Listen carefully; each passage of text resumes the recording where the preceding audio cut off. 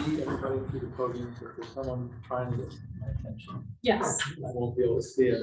Susan, if you need, oh, you can see I can't Susan. this side. I can't see Susan, I can see this side. We'll work on it. Okay. I saw that in the, so I thought you would say. Send it to us. Good evening.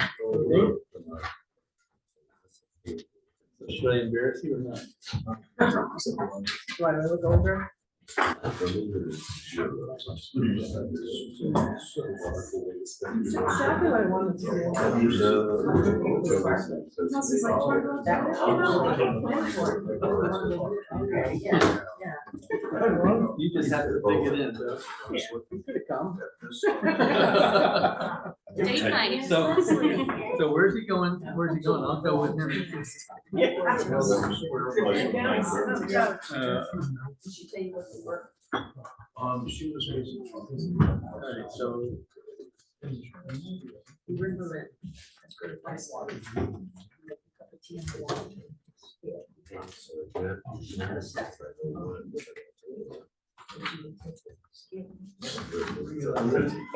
less money, you want to- No, this is what we're expecting. It's just the maps. Oh, you didn't get one? I have an extra one. Yeah. Yep. Thank you. Yep. And I have an extra since I was given two. If anyone needs one. You got yours. Just out of curiosity, did anyone get a random memo? I had printed one, but now it's not showing up. So. Alright, I think I got some there. Good. It's almost.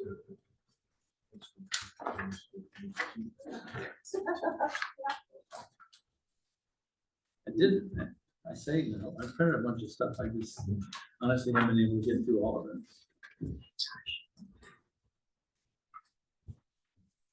No, I found it. I put it in here.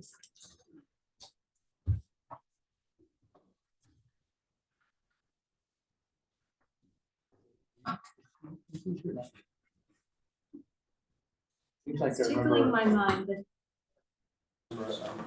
yeah, I think so. I'll double check. I think it's not. Is there any reason I can't start 2 minutes early? Probably not.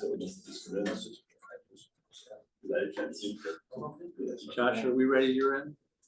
I don't have anything. Sure if we're talking about anything super. All right. Get started a couple minutes early. I want to welcome everyone to our workshop on chapters 2 and 8. What I think we'll start with it is a presentation from Chris, who's trying to read the ballot. I can help you with that voting later. If you want to know what to put in those X's, I'll be glad to help. Well, my machine decided to do an update, right? So, but anyway, we, I don't know, maybe it'd be good to just quickly go around the room and say who's here, right? So, Andy, you want to start in the back? Yeah, my name's Andy Sturgeon, resident of Topsham, chair of TDI. Very interested, former member of CPIC. Okay, thank you. And I think, Danny, you're back in the back. Yeah, Dan Catlin, I've been developing mall for almost 30 years now and have the property across the street. And you gotta forgive me, I'm not on my A game. I'm a little lost of sight here today, but I'll do my best. Thank you. All right. And why don't we start over here and just go down that road? Pete Bono with CPIC. Pam Belford with CPIC. Joe Feely was CPIC. Susan Ray Reeves with CPIC. Mark Walton, town manager. Dave Kenny, resident of Topsham and soon to be select board member. Okay, Josh? I'm Josh Franklin, I'm the town planner. Okay, Tim? Tim Hum, planning board member. Carrie Bickford, planning board. Scott Libby, planning board. Tom Lister, code enforcement. Don Span? Sky Salati, I'm the director of planning. Larry? Larry Brand, planning board. Ron Bisson, planning board. Crystal Anger, the site engineer. So before we do that, I do want a special thank you to Carrie. This is her birthday and she is dedicating the evening to the community, right? Hopefully it won't be a long evening, but anyway. And Chris, I just personally want to thank you for doing these projects. I know you got a bunch of information to Sky and Leslie, you're with us, right? Hi, Leslie with Codometrics. Okay, do we have anyone else? No, All just right. Leslie. Thank you, Leslie. So anyway, I just want to thank Chris because he's put a lot of work into this, sent a lot of information so that Leslie and Sky and Tom could all take a look at it and so forth. And for right now anyway, Chris, you've done all the work, so you get. Yeah, I apologize, Take the my lead. machine wanted to reboot itself, so taking a second here. I thought you were voting. Well, I had it turned on, it was ready to go, and then it turned itself off. So then I pressed the button and turned it completely off. Now it wants an update, so it's coming. Should we go around the room again? Give it a little more away and start again.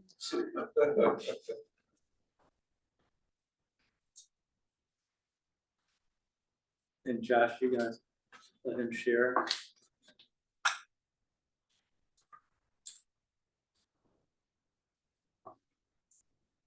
Happy birthday to Terry. Happy birthday to Terry.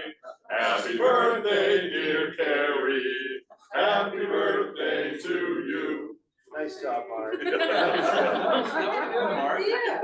So Mark, there were a couple things you sent out that email. You want to just, while we're waiting on Chris, maybe just tell everybody about the bridge? Sure. So there had been some concern on the part of TDI that perhaps some of the businesses might suffer in Topsham because it's harder to get back and forth from Brunswick and Topsham. And then we had the owner of the picture framer came in and confirmed that. And he said that his business was down dramatically since the bridge became one way.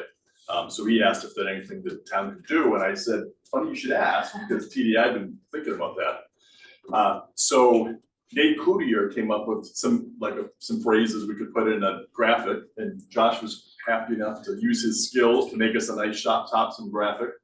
So you may have noticed it on the town or the sign when you came in, and we're gonna put it in our crier ad that we buy each month. Top half of it's gonna be that way. It should be up for November 1st. And we're having some core class signs made up that we're gonna look for people who have frontage on some of the major throughways through town. They might be willing to let us put the signs on, like maybe Scott Libby's house. So we can't put them in the public places. We can't put it in public places because there's a select board has some sign guidelines that basically say the only signs that can go in public way are for 5 weeks before an election campaign signs.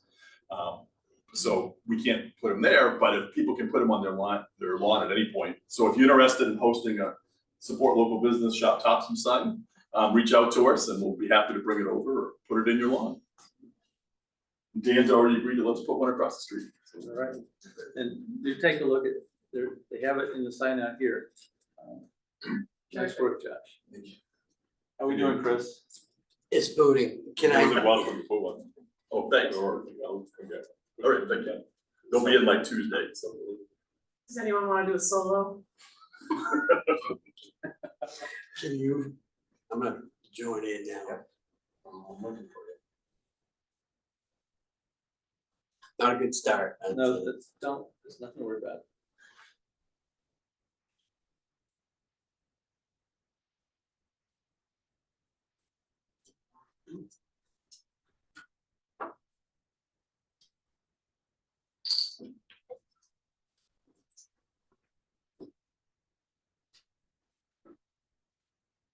Do you guys mind if I move this down so Not at all. everybody can see it?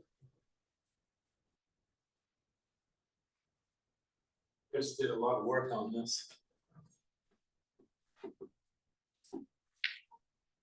And these are the same ones that are in the package that we sent out. Yes, yeah. What Chris was trying to show here was all the open space pieces of land that we put between the Mount Woods and Forest Glen project in the mall. And as you know, because of the gullies and all the natural features it lends itself really well to all these green spaces. And then when we did Mallet Woods, we not only had this buffer, but we gave, I think it was about 7 acres up here in open space and about 4 down here. And then we've got these 4 storm pond areas. So when it's kind of amazing when you put it all together, you really do have quite a buffer between the residential and the mall. In fact, I started to try to think of other shopping centers that I work in, where we got more buffer than this, and I couldn't think of any. So I think when you put it on paper, you really can see that it is a nice buffer. You know, the other thing is too, I was just thinking this afternoon about building Merriman in Maryland. And that was kind of a crazy idea. It would never work now because of the road cost. Okay, because you get 200-300-foot roads and you couldn't put a house on. So if you tried to absorb that in 2025 prices, it would never work. But if you remember, back in the early 2000s, we were trying to get a sidewalk around Arby's and had some issues there. So, you know, that was the birth of Monument Place. And basically, you know, this Merriman right here, connecting the neighborhoods and the schools, giving the kids another nice, safe path down into the mall. I think that's the 4th entrance into the mall.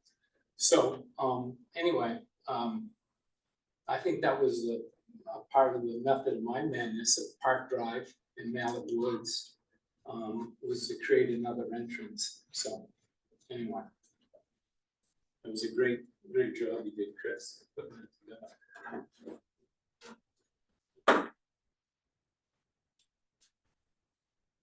So we close, Chris? Is there a plug in right here? Yeah.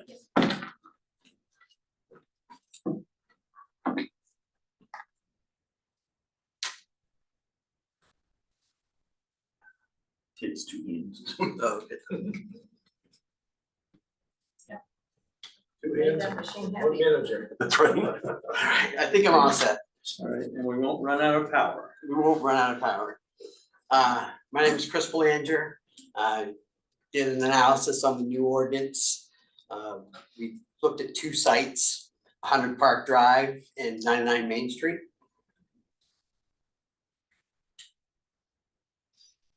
This is an aerial view of the area. Dan just went through that with you. Did a nice job. We're gonna zoom in on Park Drive today and take a look at 100 Park Drive, the Goodwill site.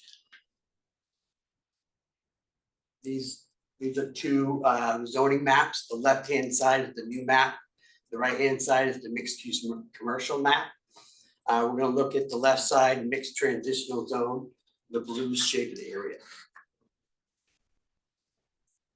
Currently, the Park Drive properties are located in the MUC, mixed use commercial zone, same as Topsham Fair Mall. There are several existing ravines and drainage areas to provide natural buffers from the larger commercial areas at the mall. The existing Park Drive extension and subdivision was created originally by TDI, I think, to develop commercial lots adjacent to the mall area. All lots have been developed along Park Drive except for 2. The natural topography and features of each lot kind of dictated what was able to be done out there. So the use was appropriate for each site. Keeping the Park Drive in the mixed use commercial zone had little impact on how it was developed. Mallet Woods is a residential subdivision adjacent to the Park Drive area. All the Mallet Woods lots along the commercial Park Drive subdivision were developed after Park Drive was created. Mallet Woods, Dan went through that real quickly. We built 3 roads as part of the subdivision to help interconnect the communities. Basically, Merriman Way, Maryland Way, and Forest Glen Lane Extension kind of connected Mallet Drive and Park Drives. It provides some walkability from the neighbors and the schools to the retail areas. These neighborhoods are now interconnected and provides walkability to commercial uses, which is the intent of the code, I believe. This is the map that Dan just showed you. It shows the natural buffer areas that kind of help buffer these zones from the residential areas. 100 Park Drive is the first site we looked at. Basically, we're gonna redevelop the Goodwill site in the date that we had originally approved a 25,000 square foot pad site on this property years ago. We went and redeveloped it. The parcel is 5.14 acres in size. It's in the mixed use commercial zone. We've approved 4 20-unit apartment buildings on that site back in 2023 and 2024. We provided about 882 parking spaces, and we created the planned commercial development. Basically, there's 2 parcels on this one area. We combined the 2 parcels, created a PCD, and got the density benefits from that. Basically, this site had 91 allowable units we could have built. We're proposing 80. Basically, we're just wondering what happens to the PCD use for mixed use developments as part of the code. This is an aerial view of the Goodwill site with the 4 buildings overlaid. This is the Goodwill retail store. The developer wants to be able to expand and grow the existing store if they can. The Goodwill store has vehicle drop-off areas and loading docks. The Goodwill retail store is considered a retail business use. Here's the drop-off area. Taking a look at the use table, table 6-1. The existing Goodwill retail store closely relates to the retail entertainment use in the zone. Retail entertainment is not listed as a permitted use in the mixed transitional zone. Goodwill will become a non-conforming use in the new code if that is completed. Expansions are not allowed for non-conforming uses typically, but I understand maybe things have changed. In the PCD, is the PCD permitted in the new code is one of the questions I want to keep asking. Household living, 5 units per building is a permitted use in the mixed transitional zone. So the 4 apartment buildings seem to be approvable with the new code. Table 2-2, building regulations. We're focusing on the mixed transitional zone. The minimum front setback is 0, maximum is 15. I really don't understand why there's a maximum need. In some cases, you just really can't meet that standard. Courtyard setbacks are 0 to 10. In this particular case, at 100 Park Drive, we have an existing drainage pond located in the front, makes it impossible to meet that max setback. So what happens in situations where the site dictates what happens rather than the code? Food for thought. Table 2-3, allowed building types by zone. Again, suburban storefront buildings are not permitted in the mixed transitional zone. Not sure why. Suburban storefront seems to be the most applicable to the Goodwill site. Again, not allowed. The general building specifications, the apartment building is allowed in the mixed transitional zone. And we have 80 apartments in 4 buildings.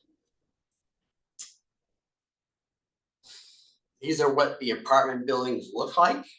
I'm not exactly sure if they would meet the code, the new code, but hopefully they would. They're nice. This is an example of a 5-story building with parking underneath. 100 Park Drive, just to summarize what we've done. Currently, it's in the mixed use commercial zone. The new zone is the mixed transitional zone.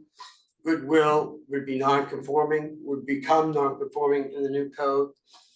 This would impact Goodwill's ability to expand in the future. The staff response suggested that the Goodwill building could be a workshop. Maybe, I'm not sure how that would work, honestly. Suburban storefront buildings are not allowed in the mixed transition zone, which matches what the Goodwill retail building is. General buildings are allowed, like we said. 4 apartment buildings are allowed. Building height may be a factor. We were hoping 4 to 5 stories would work. I think there were some edits in the code recently, so hopefully we can address that. 80 units were allowed in the general building, which meets our criteria. One question we did have was what happened with the phase 2 construction? We've got obviously phase 1 we're building now. Was there anything that would prohibit us from building the other 2 buildings later? That's 100 Park Drive. We can look at 99 Main Street next. 99 Main Street is located across the street from Town Hall. So I gave you some pictures of the Town Hall on the left and the bike path on the right. We are adjacent to that as well in this particular site. I gave you some pictures along the frontage.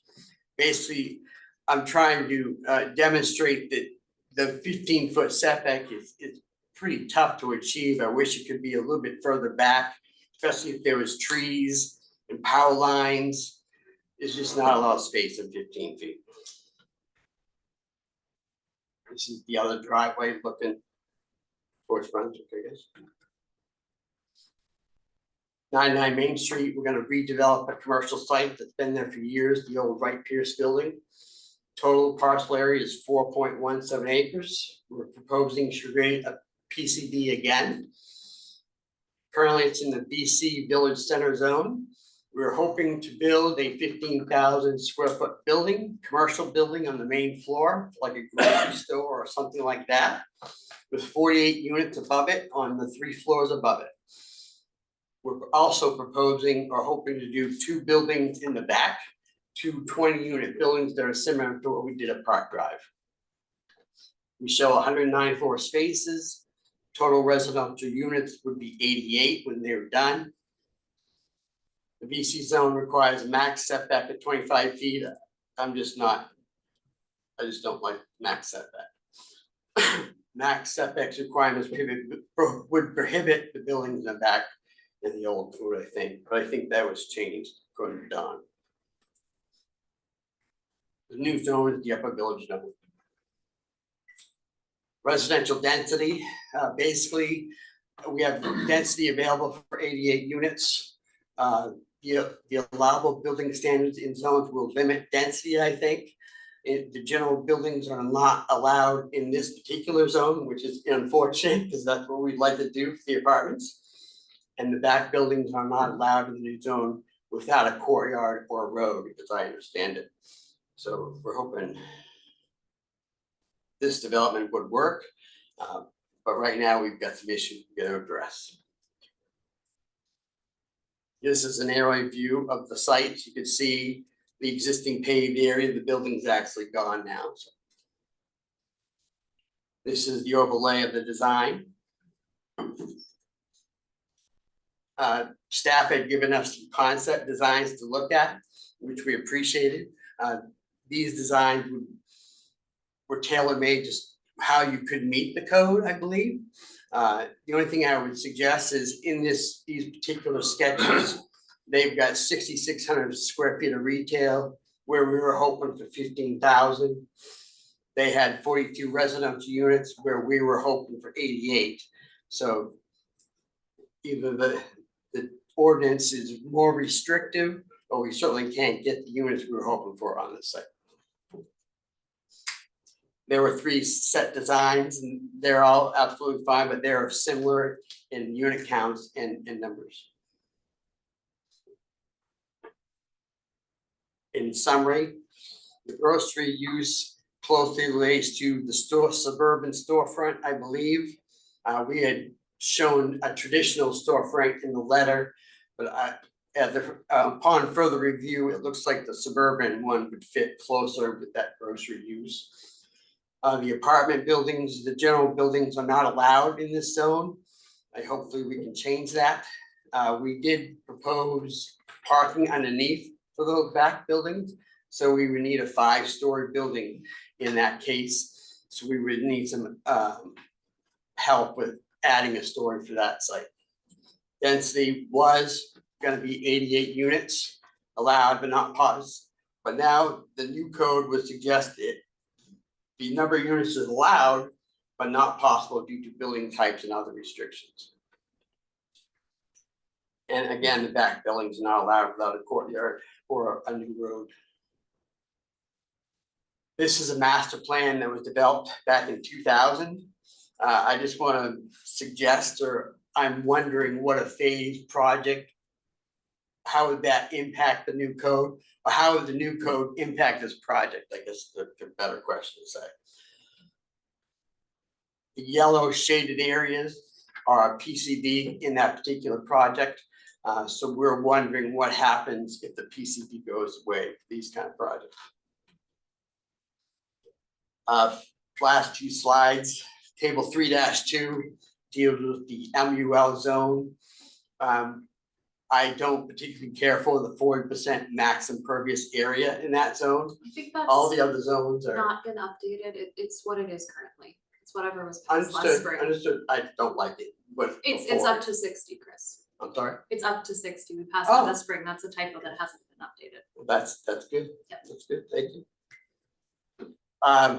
But also in regards to that, in table 3-2, it does go through a density calculation or density requirement per acre. We're wondering what happens to the traditional densities in the new code, like 225-50 multifamily units, elderly housing language. Does all that go away with the new code? And if so, what happens to the other zones? For as an example, this particular site is in the MUL zone. It's 1.85 acres in size. The development plan was a 60% impervious area. Obviously, the requirement was 40 at the time. We were allowed the 60% because it was part of a PCD. And just wanted to point that out. And that's all I have.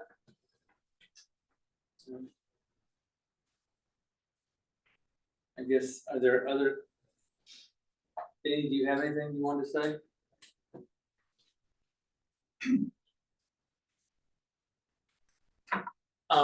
Chris, could you get me back onto the goodwill? I guess I'll start there first and then jump to.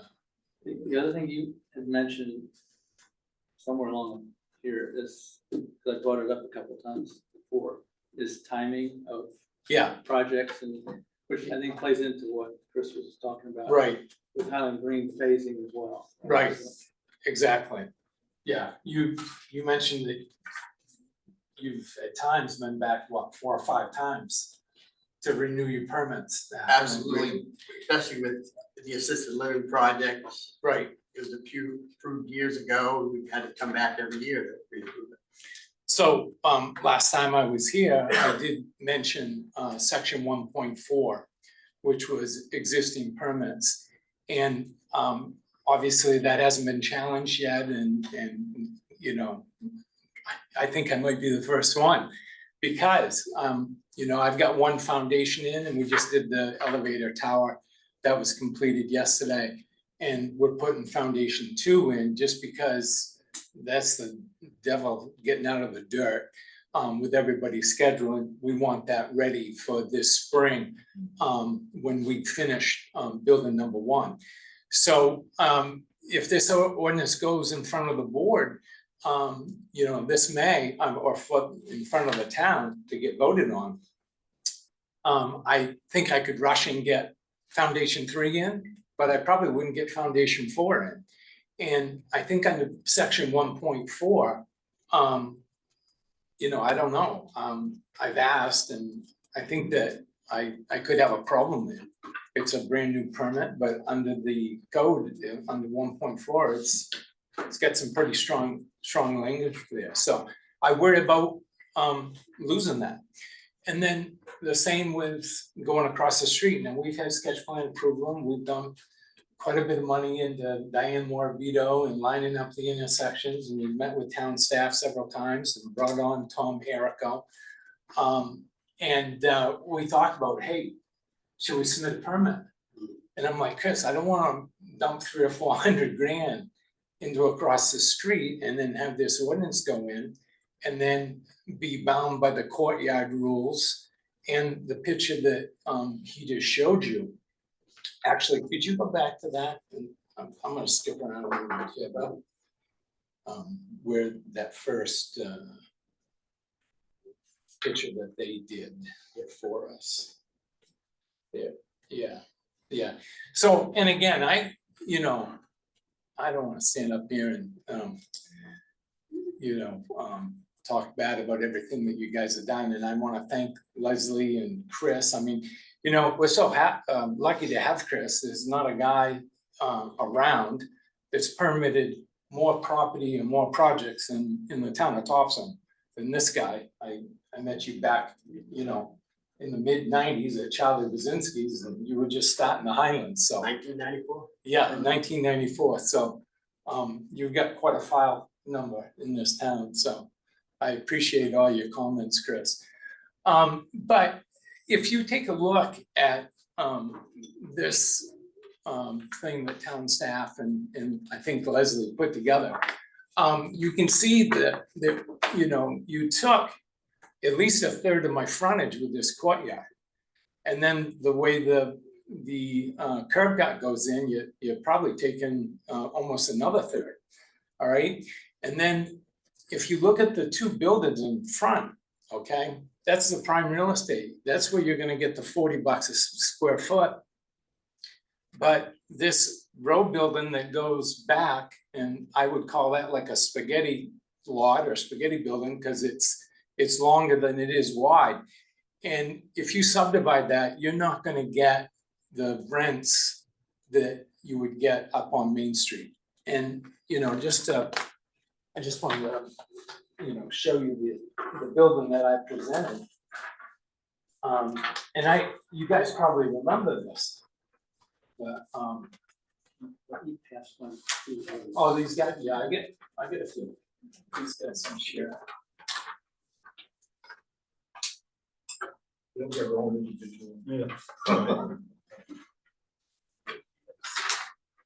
So as you look at that building, you can see that I purposely put signage between each of the trees. And it's so important that a retailer gets visibility to the street, and that's why we're all about traffic counts. Well, unfortunately, if you look at the building in the middle of this illustration right here, if that gets subdivided, nobody's gonna see who's in that building. And do you think I'm gonna get market value? There's just no way, and it's gonna be trouble. And so, anyway, that doesn't work for me. It won't pencil, and I could take that out and show you, but I would need more time with it. I just, got this Friday night and I was out a few days. The other thing I don't like about this is look at the parking all the way up in the top left corner. That's a long ways to carry a bag of groceries, all right? And I like Chris's plan better because the parking's around the three buildings. And when people are living there, it's a short walk in the wintertime. And I gotta tell you, I look at the demographic of people that I'm leasing to in downtown Brunswick and already took a reservation at Park Drive. It's people in their 60s and 70s that are downsizing, and it's a market that we all missed. And it's proven to be almost 50% of who we're leasing to. So to have somebody have to park way out back there and walk towards Main Street, that's a long ways in the wintertime. So anyway, visibility.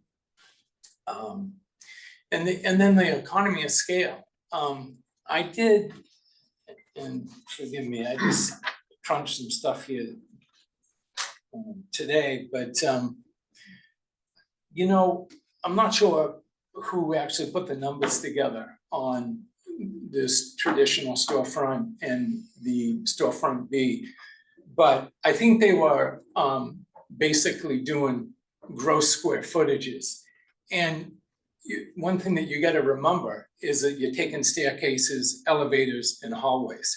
So I just took the math of Park Drive and basically there's about 4,000 square feet per floor. Actually 4,500. And so basically,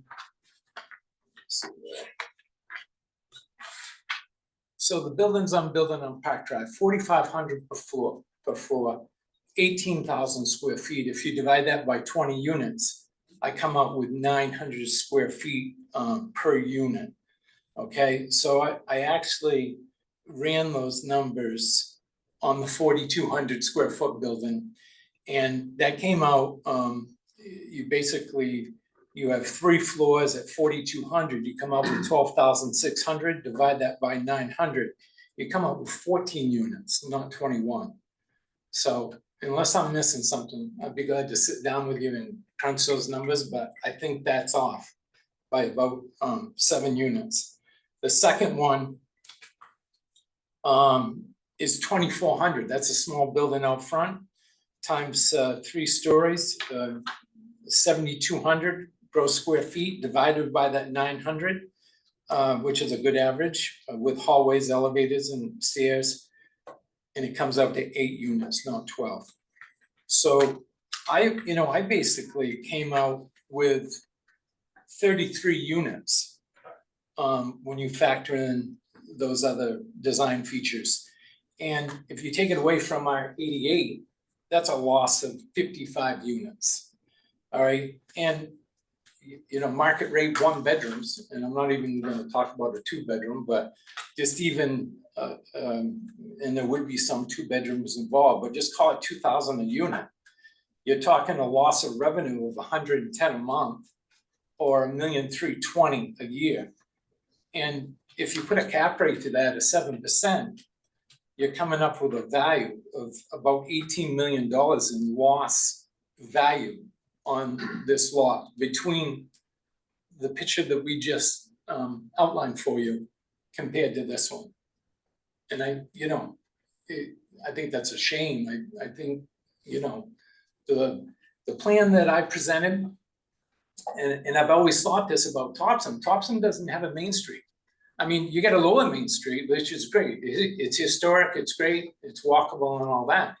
But, we've got the gas station, we've got the car dealership, and I'll tell you what, I had both car dealers up on the west side of the highway many years ago.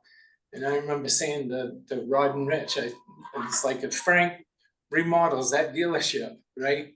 You're gonna own it for a long time. He's not going anywhere. And I still think if you put that building behind us here, that's gonna be the start of Main Street.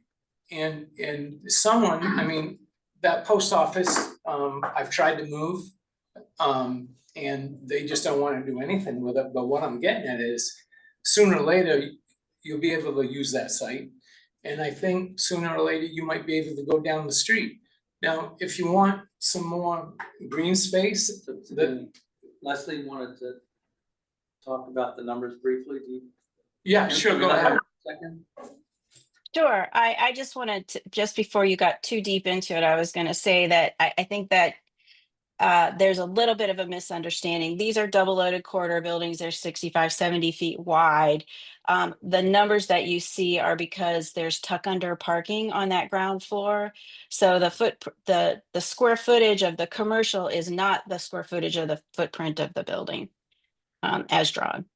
So so that it's just hard to carry. Go ahead. Sorry. The traditional storefront, Village General, that doesn't have tuck under, does it? I don't know if you can see all of it says tuck under parking on the back side. It's typed in there, and then there's, yes. So there's tuck under parking on the one that you have on the screen right now. All 3 of those buildings have tuck under parking, which could, and again, this is not a development proposal. I was just trying to illustrate how you could get more developability on the site with, with the level of walkability that we were being requested. So the fact that I showed the driveway at that end, I was just matching what was on your development proposal. All the parking that goes all the way back, I was just matching what was on. I don't even know if this is the right number of parking spaces, could be too much. I was just trying to illustrate how you could get more frontage and therefore more buildings on the site by using either the new street or the parking. So, but I do try to use sort of typical building footprints. And I typically use about 1,200 square feet for a unit roughly. And again, all of this is very rough. It's just meant to sort of convey an idea. Okay, I apologize then, because I thought that the building in the middle was straight retail. And now that I see you do have tucked under parking there. So it's 3 levels going up of building, and I'm assuming the front portion would be retail. Yeah, Closer. 3 levels on top of the ground floor, Yeah, so, 4 stories. and having retail in the front section, correct? Having retail fronting the courtyard and the street. And, Now, again, Leslie, it doesn't have to. yeah, I mean, leasing property for the last almost 30 years, I mean, you gotta face the street. And this is pretty aggressive. It's not the Topsham Fair Mall. I don't have Target in my backyard. And so it's gonna be a lot tougher to lease these spots out. I get to at least have Main Street, and what I really wanted was the building I just passed around. And I wanted some patios out there with a couple maybe food uses, because one thing I've learned is people want a place to sit. And if they can have a place to sit and look at the traffic and wave to whoever's walking by, and you can create some walkability, your stores do a lot better. So I'm not sure if the storefronts facing the courtyard would get the recognition of what you need to survive. I mean, Dawn, you know. Danny, what about Freeport's having some of those same issues? Well, yeah, you know what, I don't want to say this really, but you're right. The Freeport Crossing is a very similar project that does not have that visibility. And I don't know if you know where the movie theater is, and across from Beans, you used to walk up in there and they had all the fancy eyeglass shops and shoe shops and all of that. And I haven't checked that on in a long time, but I think that went to auction. I mean, it failed miserably. And the thing is, if you think about that, where L.O. Bean, you've got some of the highest grossing real estate in the state of Maine, right there, across the street from Beans, all right, per square foot.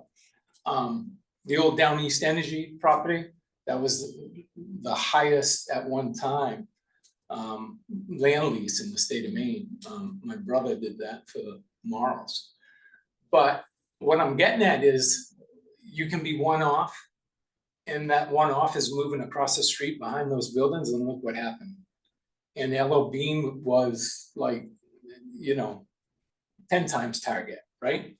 So everybody wanted to be by Beans, but they got out of sight of Beans, and that's what happened. So anyway, I would feel pretty comfortable building this building.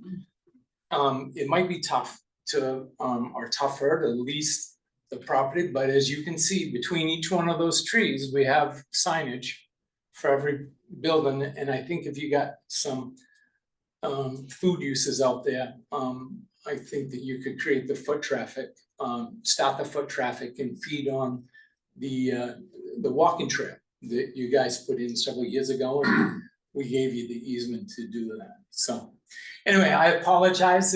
Maybe it's not as bad as I thought, and it's not 55 units, but it's still a half.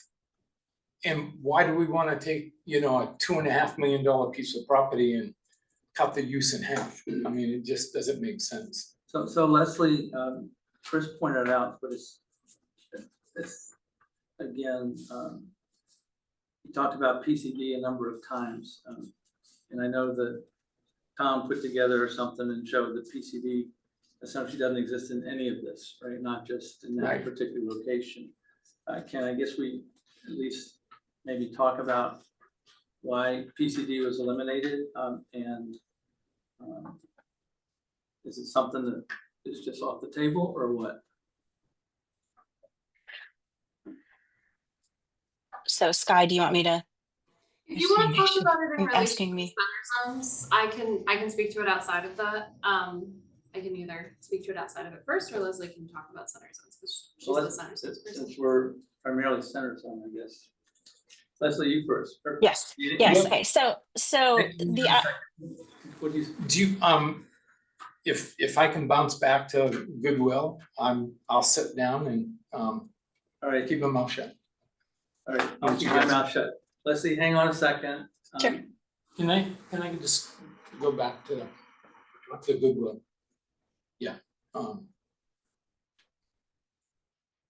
So do you want to talk Goodwill proper or Goodwill? yeah, and the whole site, And the right project? here. The whole site, or Park Drive? Park Drive. Okay. So, I mean, Chris kind of outlined, you know, what's happening with Park Drive and what you guys are asking. I just find it so ironic that when I came to Topsham and met Bruce Allen in the mid-90s and started doing work, and my first deal was the Wendy's, Park Drive was the formation of TDI. There used to be a big sign there, and it was land for sale, and it was $20,000 an acre, and Bruce worked out a deal with Margaret Murphy, and it was a town public-private venture. So it just, it really bothers me that Goodwill has been my tenant there, and I worked really hard to get him out there in the woods.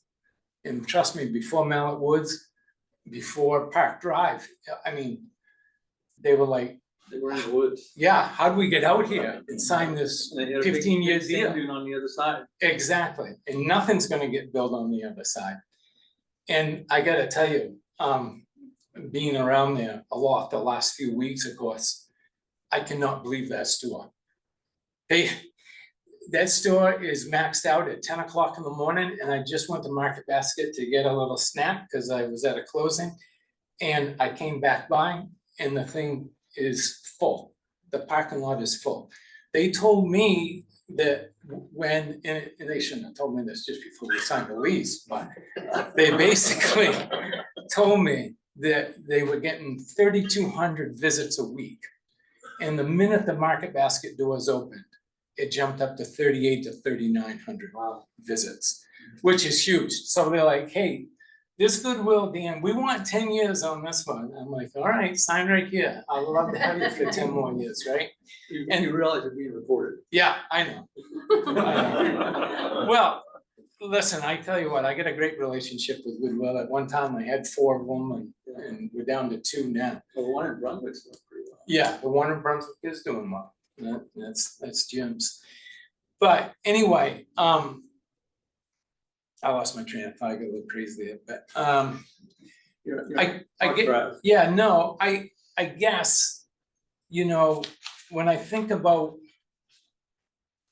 you know, what I've done up in the woods up there.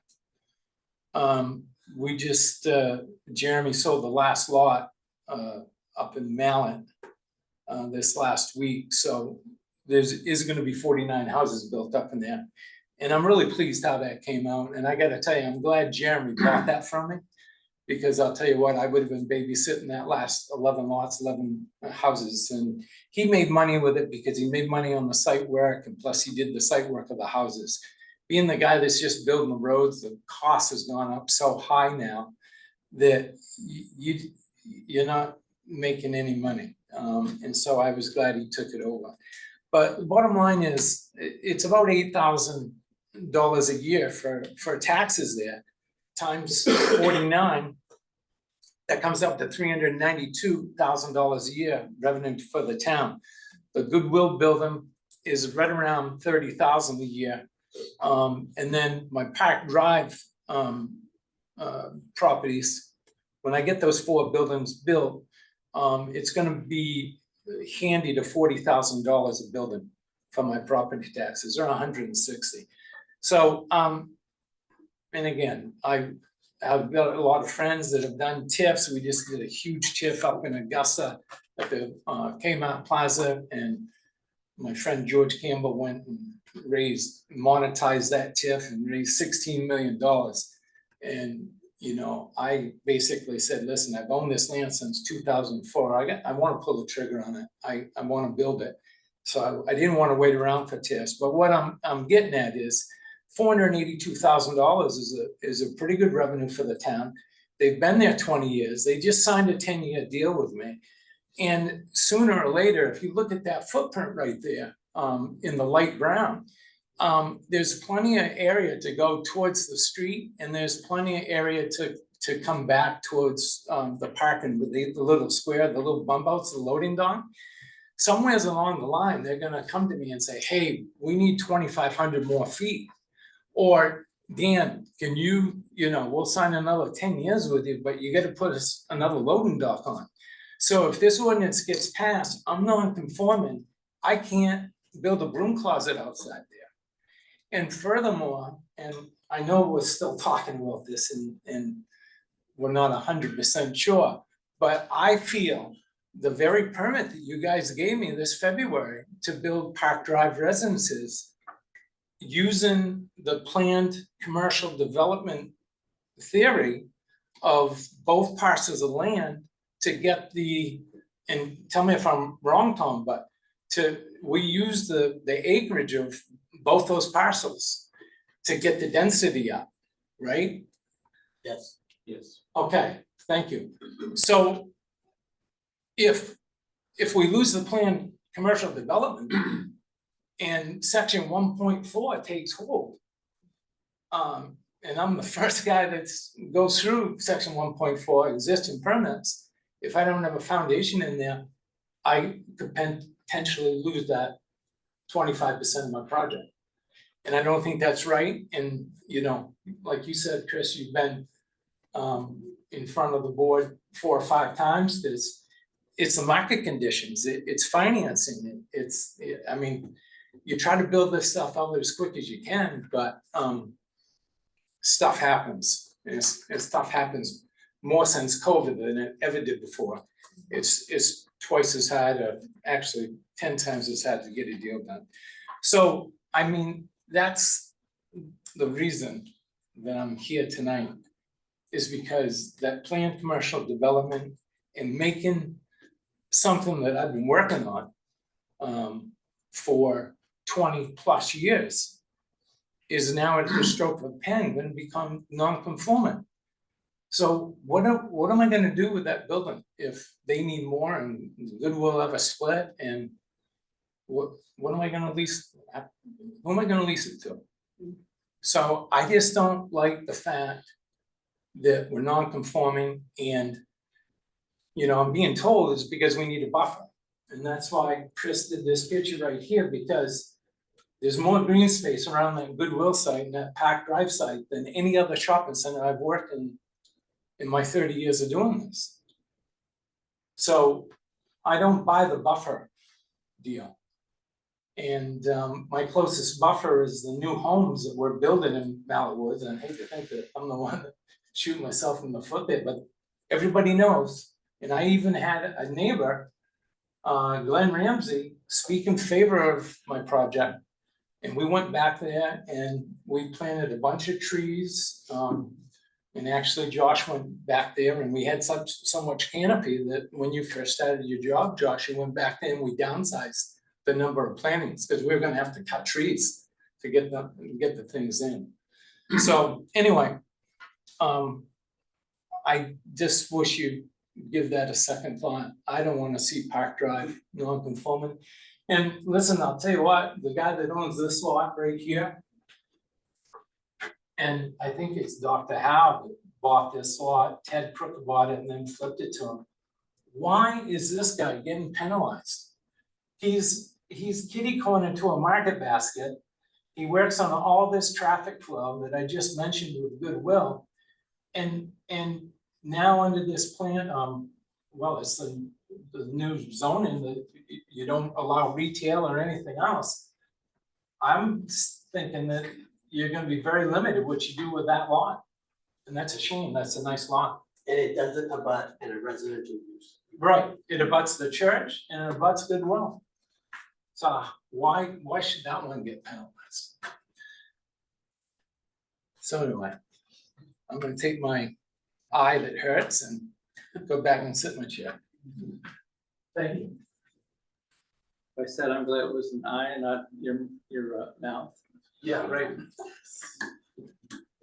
All right, can we come back to Leslie on PCD or not? Can I actually just really quickly, Sure. I think we should, Tom, can you speak to the permits running out under the new zoning One chapter? point four? Yeah. Really nothing will change. It's worded different, but comes back to vested rights. Say that again? The good part, nothing will change. So we have vested rights right now, so even as the building code changes, if you get your permit under one code, you build under that one, and if you get it under, after the change, you have to build the same building under the new code. And on that, before you go, I've got some good news, maybe on your next three, along those lines. The same with zoning. You're approved. Essentially, the site, you went through site plan and that permit has been issued for this site. Now, Leslie maybe can come in, so I don't see that as being affected, your ability to do this. What may be affected, and Leslie can check, is I don't see carry through on the architecturals. So you do architectural review under your site plan permit, but now going to have standards under the zoning requirements. I think they're two different things. So to that, you may be into a modified design because those technically haven't been approved yet. So Tom, you kind of lost. I'm I don't kind know, of, yep, right, couple things. One is because he showed Highland Green, which I basically have always accused from. Yeah. But they've come several times for extensions. And essentially, as you know, it does have the PCD out in that area, right? Yeah. To the extent that they are at the end of one of theirs and they need a new extension, do they still have vested rights? so the PCD, we're gonna look at adding that or getting them back in somehow. So the issue with the PCDs, we have. No, can we stay before we go to PCD? Yeah. Yeah. So it isn't just PCD. Basically, what they have approved, if they come for an extension and we're now under new zoning, can they still get it extended? New zoning would apply. Right. Right.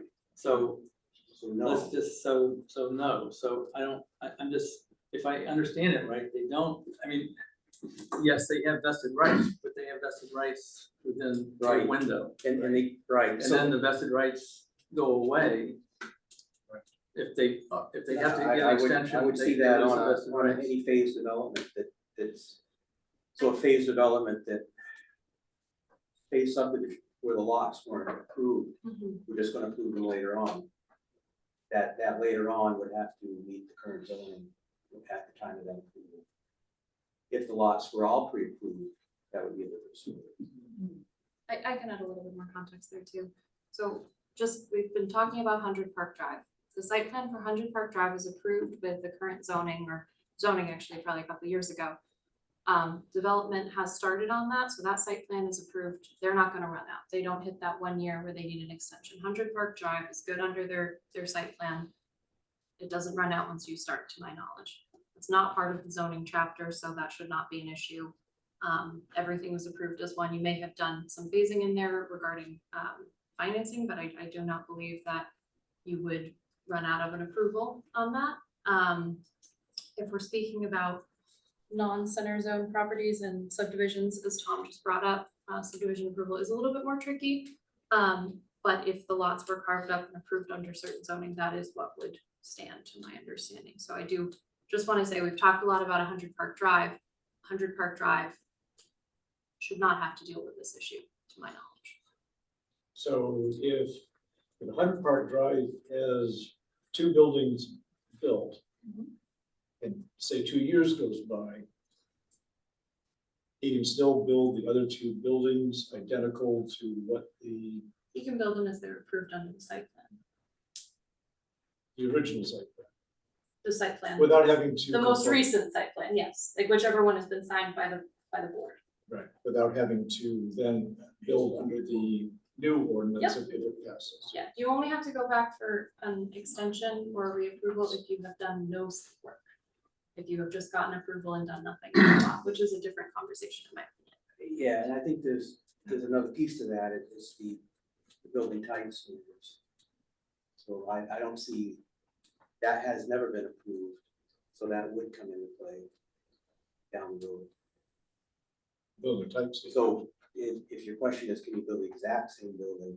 I doubt it. That is his question. Yeah, Right. it's not, can you develop the site, can you build the exact same building? I don't know. Right, Yeah, that would be the building same. 3 and 4 would have to look different. Because that design was never approved, design is now under zoning. The architect, the board here reviews architectural standards, which is one thing, but those are different standards that are now going to be in zoning.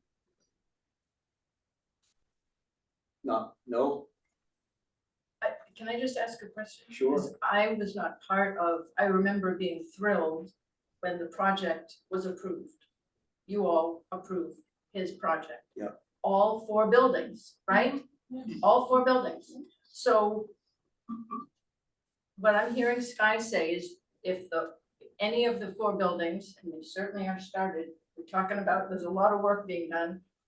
There's not a concern with, it's been approved. Build it like it was approved. what you see on the plan has been approved. Right, and so even if in the meantime, by some miracle, the code were to change, when the project was approved, you build that exactly what you want. You So build. it what- sounds to what- me what like, was isn't that approved. correct? Am I understanding No, that? you're exactly right, but you build to the extent of the approval. If the approval doesn't include new items, which I don't believe they are included, New items? What do you mean? new item, architectural type. features, building types. The current code doesn't Current. include the building types. So you're talking about. We don't have building types in the current code. Right, but Right. whatever was in that code got approved. There was this zoning ordinance is silent. These are two different chapters we're reviewing this project on. I apologize that we're all discussing this right now. I thought we were on the same page. I just have a question. So is the building permit what would trigger that review, Tom? Because they wouldn't If be a getting building any permit other, had been issued, you're good, okay. because the building permit would be subject to the current zoning. Same as So the that's- building code. I so mean, that's- that's an easy one, I think, to In this case, understand. does he have a building permit for all 4 buildings? No, So it sounds like perhaps that's something that needs to be looked at more, that there may have been thoughts and confusions on that, and I think, and that We're would happy be, to. right, and he could come in tomorrow and do that, but that's a hardship to issue 4 permits right at once. I don't think you wanna do that. I wouldn't, no, I wasn't asking him to do that. I just, No, I wanted to clarify Just to for everybody, so everybody had the same understanding. but yes, that would Because vest that, Getting 4 Yeah. building permits is. Yeah. Is a costly venture. yes. we can put language in that would protect that. That wouldn't be that difficult, would it, Tom? I think this is a new concept, so consider that, just, But the building type, well, let's say, going back to my scenario, building 3 and 4. The building type, if this new ordinance passes, we now have building types.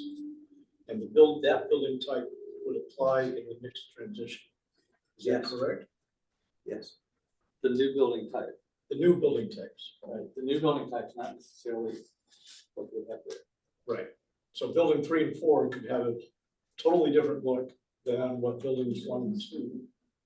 Still And, under the and I curve. could be wrong, I mean, Right, we right. could get a legal opinion on this, but I see this as 2 different town code chapters. Aren't 1 and 2 already general building type? Yeah, that's what I was gonna say. So. The apartment buildings do we have- classify as general buildings, Yeah. which are permitted in the new code. Right. Yeah. It's really revolving around goodwill. Can I expand goodwill? Is really what we're trying to get at for this particular site. Oh, The other It could be they site- need, I don't know. The other site, the apartment buildings aren't allowed, which is kind of Yeah, maybe confusing. but Dan, where we were going down, was Dan was asking about 1.4, which is what Yeah. most of this discussion was.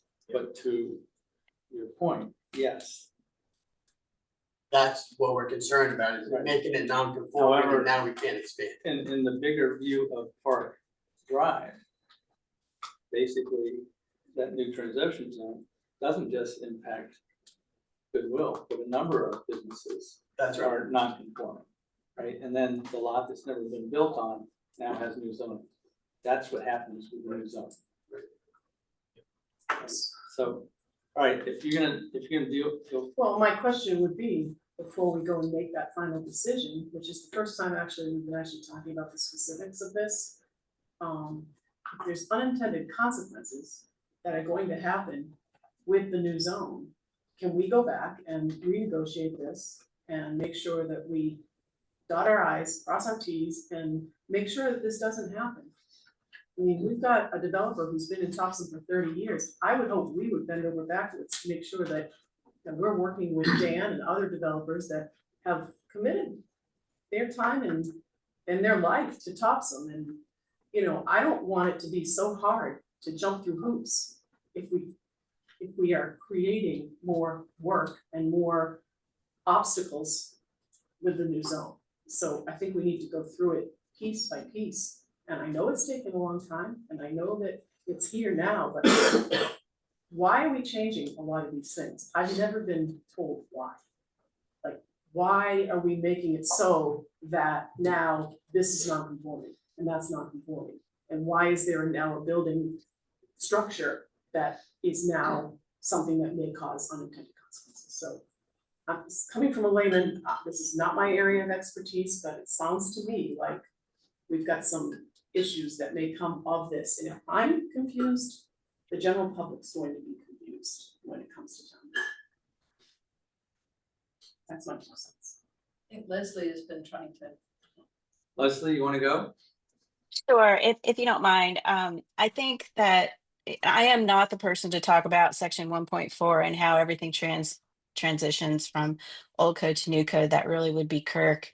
If I'd known we were talking about this tonight, I would have had him join us as well. But it sounds like it's just language that needs to be written to make sure that anything that has site plan approval can use the zoning regulations that were in place at the time of the site plan approval.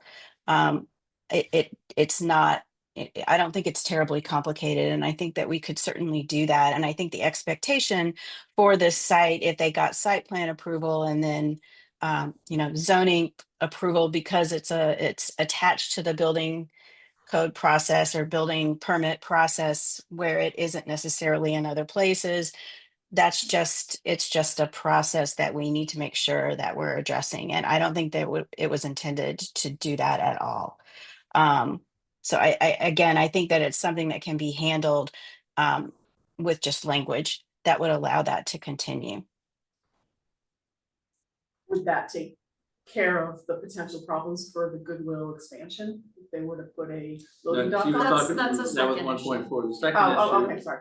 So if we are gonna, whether it's Goodwill or some of the other businesses, this ends up creating a lot of non-conformance on Park Drive.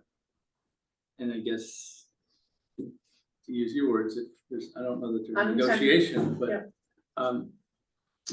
Personally, I just have a problem with, and everyone knows it, they've known it from the beginning, I have a problem with making anything non-conforming that has been invested in today, and it's not just restricted to Park Drive. It is right out here as well. I agree. And so And then with the elimination of PCDs, that's another problem, right? So I guess, Before we get into BCDs, I would like to discuss this. no, go ahead. I just, you can speak about them in the center zones, I just think it's important that I get out there. This code is not finalized, it is before you to review and for us to find these issues, and I thank Dan and Chris for looking this over, because every time you look through, someone else looks through, they find something else. I will just say, the PCD issue is something that Tom and I have been aware of for a few months, and we've been discussing with the attorney. We will come to you in a separate meeting to discuss PCDs outside of the center zones, because that issue is not resolved, and we are not asking you to approve the code with PCDs outside of the center zones removed. That would cause a lot of unintended consequences, as the word has been used. But because this Articles 2 and 8, the center zones, is such a big part of this recode process, I put in the memo that I'd like to speak about that another time, because we understand the importance of these planned developments, both planned commercial and planned residential. But outside of the center zones where there aren't these large changes happening, I just want to talk about that another night when we have the time to properly give that the time and energy that it needs All right, so we want to table PCDs. outside of the center zones. Can I just ask a question? Because Yeah. I heard Dawn say that the proposed code would create a lot of non-conforming properties in addition to goodwill. I don't think that's the case at all. It was at the same, you were at the same meeting I was at, where it was discussed when we all looked at the spreadsheet that Tom put together. And Park Drive was the worst area impacted by the new code.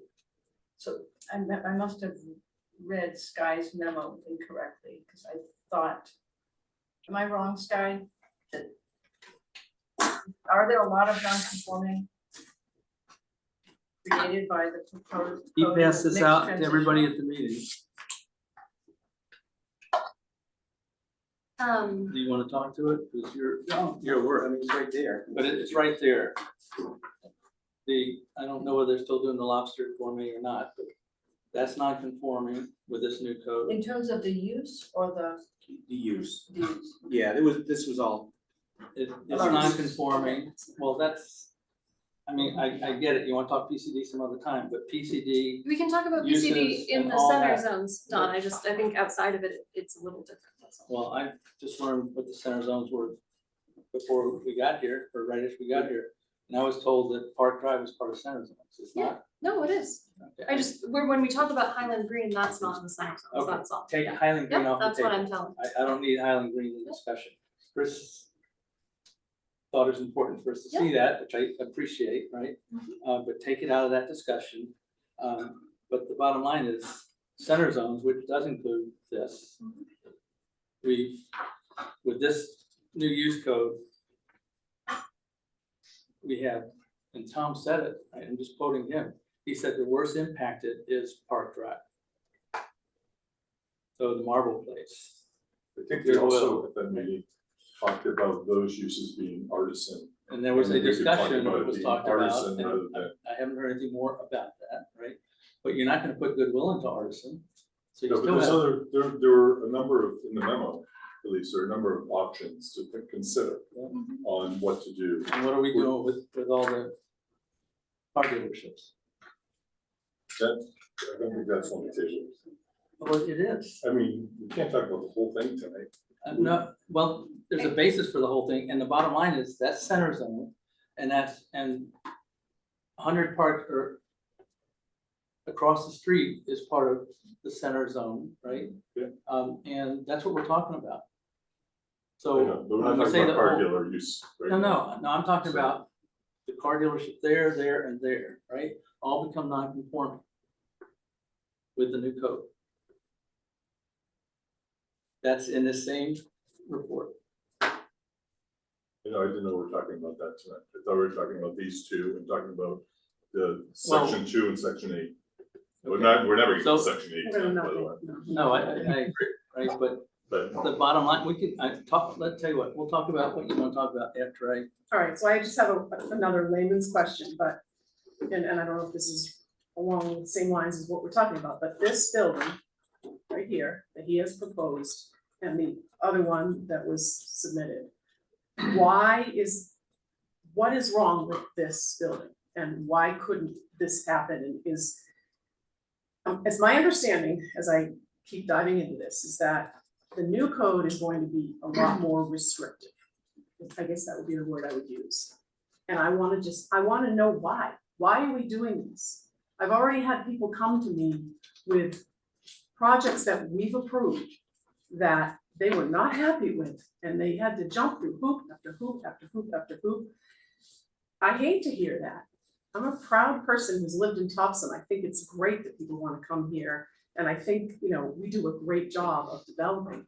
But I certainly don't wanna be known as like, oh God, don't go to Topsom, it's ridiculous. You're gonna have to jump through a million hoops to get your way, or to get something put up or whatever. But when I look at something like this, it's professional, it looks good, the ideas are awesome. Sitting out front, looking at the cars going by, maybe patios, maybe some restaurants, coffee shops, whatever. You've got everything you possibly could want. It would be amazing to add to the downtown here. And I just want to know why. Why is this not a good idea? Somebody needs to tell me that. Leslie, do you want to go first or Scott? I would love to. I would Go love ahead. to. I'm sitting here, sitting on my hands. Yeah, go ahead. So the commercial building proposed along the street would certainly meet the code. On if you're talking about, and we are jumping around quite a lot. So if we're now talking about 99 Main, is my Yeah. understanding. Chris, can you pull 99 Main back up? And do you have Danny's picture in any of your slides? I didn't see it. I don't, Well, sorry. it's this one. Okay, This one, I'm hoping for Leslie to be able to see it, right? I can see it. Okay. Yes, this one I can see. Yes, so that building at along Main Street would definitely meet the traditional storefront building that's in the code. I'm not sure how tall it was proposed to be, but this is definitely a village zone, and per the comprehensive plan, the heights are lower than they are in other locations, simply because it's a village zone and we were sort of instructed to maintain the scale and the village feel of Main Street. So as a traditional building, a traditional storefront building, it would be allowed to go up to 4 stories. What does not meet the code would be the 2 apartment buildings floating in the back. And those apartment buildings are just not tied to any sort of pathway. They're just sitting in, kind of like a parking lot and they're elevated above. The units are a level above, and there's parking underneath of them. And just in terms of walkability, again, per the comprehensive plan, that's not the type of development that was thought to occur in this area in the village zones. And so that's what I was trying to just illustrate. How can you tie those buildings in the back that are kind of floating in the parking lot, tie them to pathways, to Main Street, to the other buildings and other developments? And I haven't been given an opportunity to speak about the sketches that I did. They're just kind of being, assumed, lots of assumptions are being made about them, Go ahead. which is, but I don't want to take time to do that. But the idea behind the sketches was to show that one of the main points of the code is to have not only to support parking and being able to drive your car to and from, but also to be able to walk, especially in the village districts. And so this idea that you could walk along a path and make it to the fronts of these storefront buildings, or across the street to the coffee shop, or across the street to the town hall, that was what was sort of the driving force of the way that the code was written for these areas. I also would like to say that the heights for those buildings and the allowance of the general building in this location was a conscious decision based on that village quality. And so the idea that these could be 5 stories in this sort of low scale area, we're allowing for 5-story to be in like lots and lots of other places in the town, Topsom center, to preserve, along Main Street, that scale. If I could respond also a little bit to 100 Park, I would love to. No, go ahead. Is that all right? If you could go back to that slide, that would be great, but if you know, you don't need to. So again, and this is something that was based on the idea from the comprehensive plan that the new zoning would match the character of the different areas. And the character of Park Drive, I had proposed, seems quite different than Topsom Fair Mall Road. Again, and everyone here has said it, it's heavily wooded. It's got lots of, green buffers. It's got the ravines kind of running through it. It's a narrower kind of curvy street. It doesn't feel like the suburban mall, and it doesn't feel like it would become like the suburban mall. I was not aware that TDI had created Park Drive to be an extension of Topsom Fair Mall, or Topsom Fair Mall Road kind of development types, but it just has a very different character to it.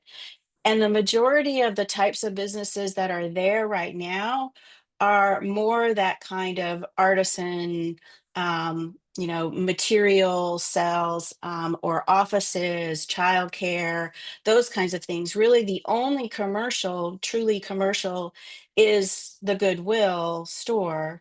And so the idea that this would be something different, than Topsom Fair Mall Road, was discussed with CPIC and discussed as, part of that kind of comprehensive plan idea that we're matching the character of the area and maintaining the character of the area.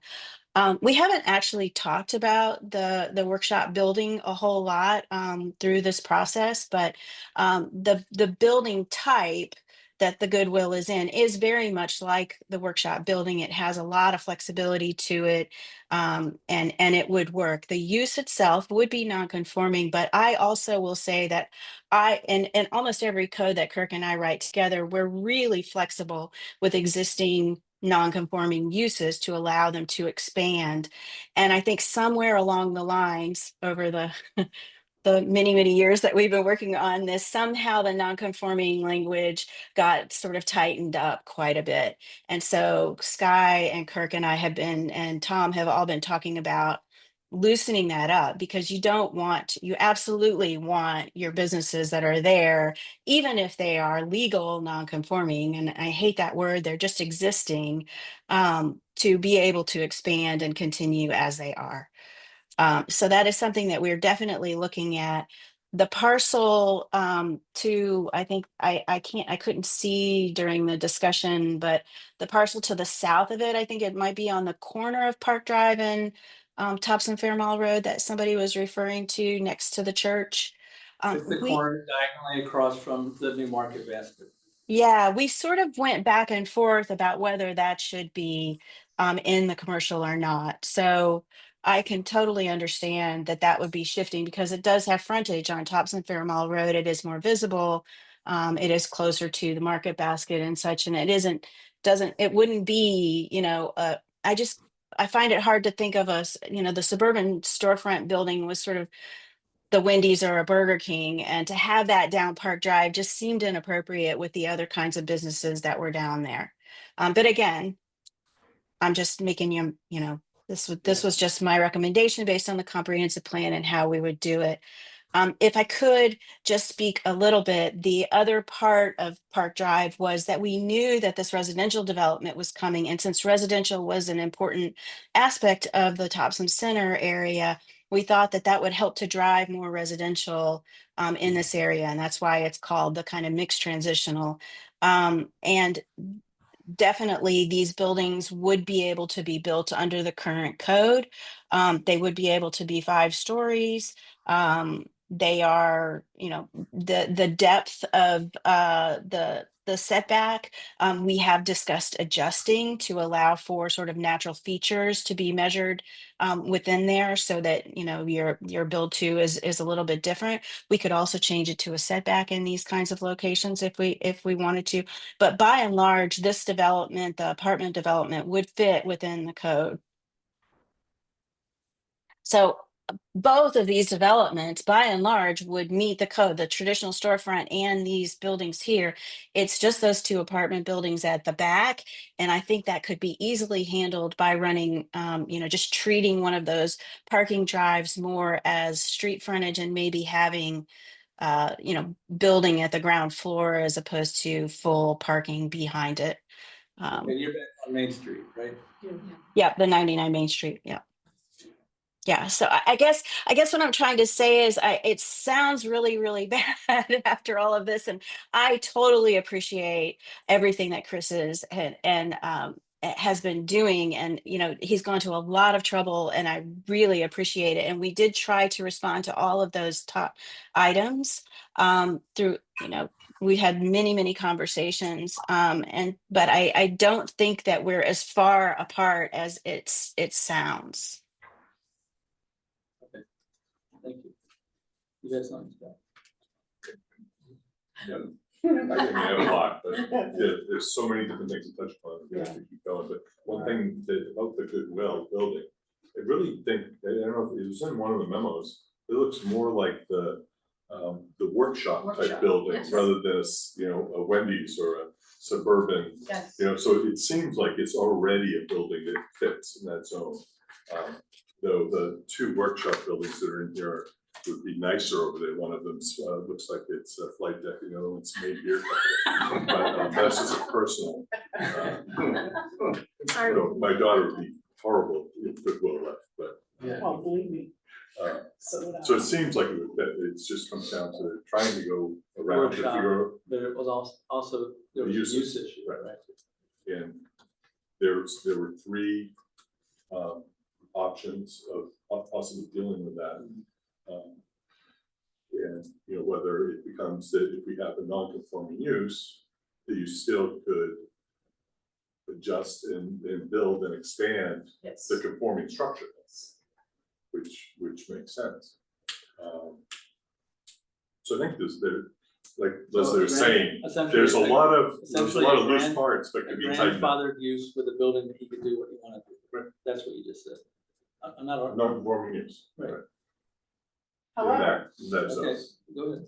Going forward, with any new anything. Well, that new corner, unless it was put into a different zone. But with the new zone, never mind grandfather or anything that's already here or has a permit or whatever. Is there going to be a more restrictive environment? And if so, why? That's what I want to know, why? Does anybody want to answer that? What are we gaining?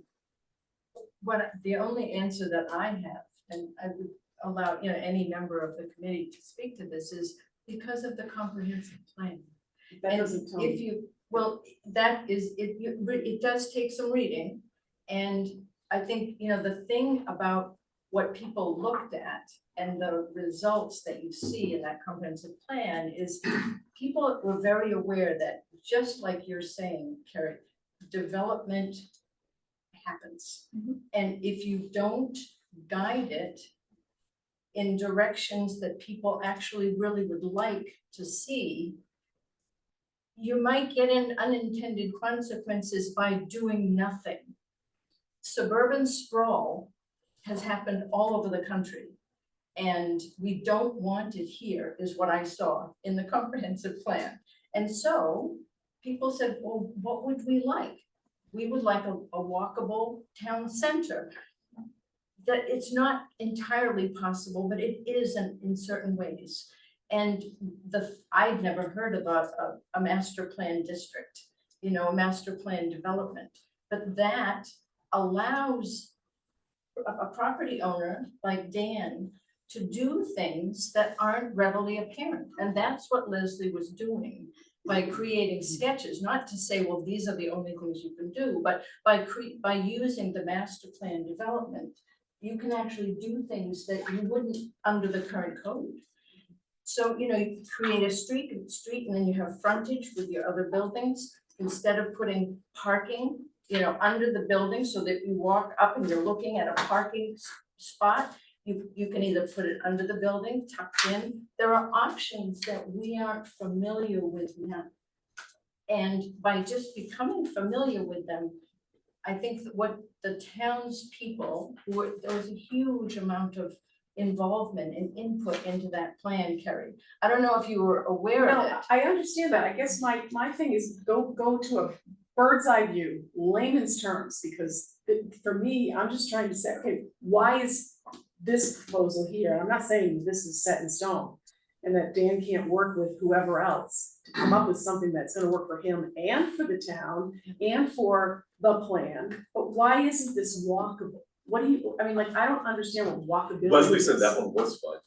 This one is. The front building is. Okay, For the- but for the there's a front problem building. out back, It's the what, rear building. what's the problem with that? You can't walk from like out back there to out front here, I mean, Across the big parking lot. oh my god, I would seriously? not want to live in one of those apartment buildings. Okay, but maybe There's other no, people, there's no sidewalks. but other people No, would, and I there's no bet, sidewalks, there's green, He there's put no sidewalks. green. That's not allowed right now, So- that's not allowed right now, that only went to sketch level, so it didn't get the same review. but what I'm saying is, I think that there's a way to work this together so that Yes. it can work from both the developer's standpoint and ours, and not make it so restrictive and so not cost effective that they don't wanna build it. That's what I'm worried about. Dan, you wanna say something? Well, Hang on. I just, gotta say one thing. And I remember Rod telling me for years that he wanted to pull the buildings to the street and put the parking out back Behind, right. in the shopping center. And we're all saying, hey, you take your deliveries out back and you don't want someone carrying a TV out back to a parking space. So this is the one time that I come up with a plan where I pull the building to the street and put the parking out back. And you don't love me. I mean, come on, the one time, am I right, Andy? Dan, are you on your medicine now, or what? It's probably all those painkillers I got. Not feeling the love though. But seriously, I mean, you know, that's been preached to us for the last 25 years. And, Every Thompson Fair Mall thing we looked at. right, they wanted to put the parking out But the back, things out back they're not stores, right, they're residential. right.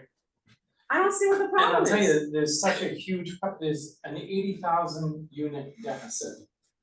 And I gotta tell you, I get a waiting list. And I've got my tenants, you know, the Aspen Dentals, the cancer centers. Those people all can afford these apartments. And they cannot buy an $800,000 house in Mallard Woods. And when I put up a flag that says residences at Park Drive, and I get a 70-year-old couple that call me up and are begging me to please ink them for the 4th floor, 2-bedroom unit facing the woods. There's plenty of people that wanna live here and they want downtown. They wanna be able to walk to the grocery store. When we all, myself included, you have to take that driving test and I fail it, or my wife takes my keys away. I wanna be able to go to the grocery store. But I heard Leslie say, after she's listened to all this, we're not that far apart. Yes. And Yeah. I think some folks are having trouble hearing that. Okay, well, let me just say this to you. As a guy that's built, I think, Chris told me, almost a mile of sidewalk in the Topsham Fair Mall out of my own pocket. If you draw some red lines on that plan over there, I will assure you that I'll get you from either one of those back buildings to the crosswalk that comes across the street here safely. And we can use the path that you guys developed. I was gonna say, one of your buildings and your drawing actually fronts on the path. Right, exactly. So I am totally convinced that we can sit down at staff review and come up with a pedestrian plan to give up 5 feet of sidewalk. So. Throw in a few trees and green space. We haven't got to go. Hey, Dan. I'm just saying. Dan, Yeah.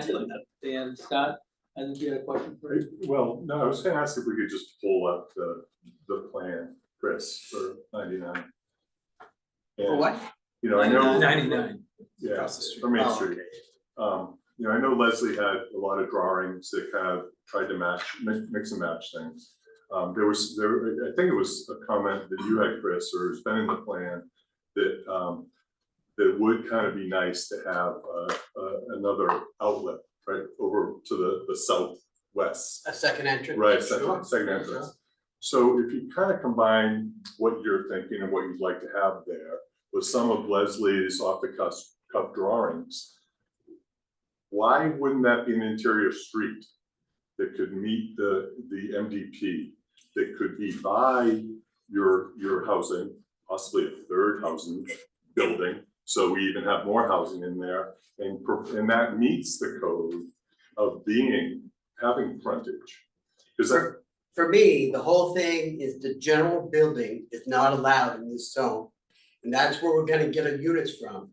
A row building, a village building is not gonna give me the units I need instead of that general building. So it's not allowed in that zone, which is the point we were trying to make.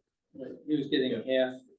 And you So- don't, no, but not counting Dan's man. so we can visit why not the general building, Exactly right. right? And that's, Exactly right. you know, so that we can, Change that Move to a forward. yes and, Right. you know, we're. because the general building doesn't look a lot different than some civic buildings we're sitting in right now. Yes, right. Okay, and so it would be very similar to have across the street. This picture looks like not just what we're talking about in the current CPIC comp plan. This was a vision for the previous comp plan that, you know, with Rod and others to try and move things to the street, get more of a town village feel.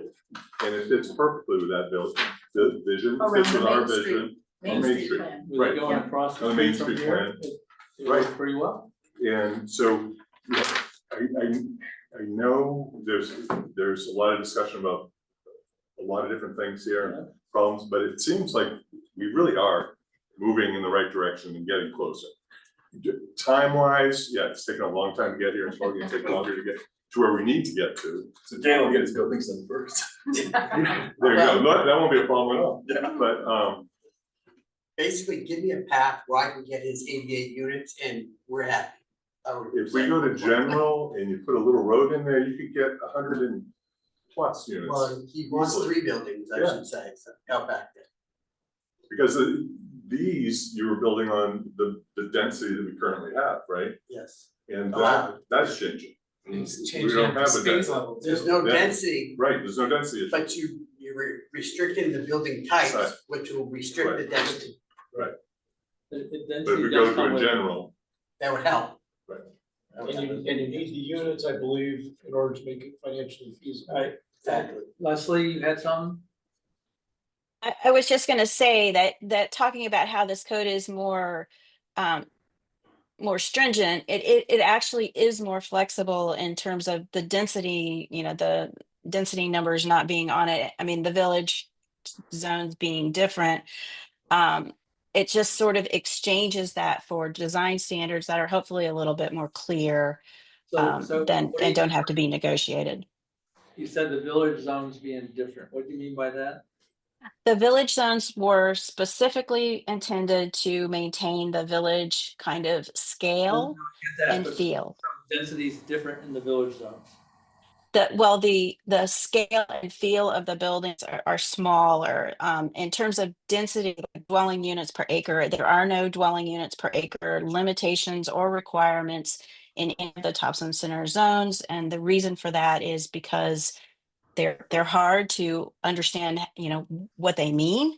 And what we're trying to do is make this a more predictable, easier to use code, saying, here's your envelope, build as many units as you can in that building up, and So, increase the let me- height as Let well. me ask it a different way, and this is a trick question.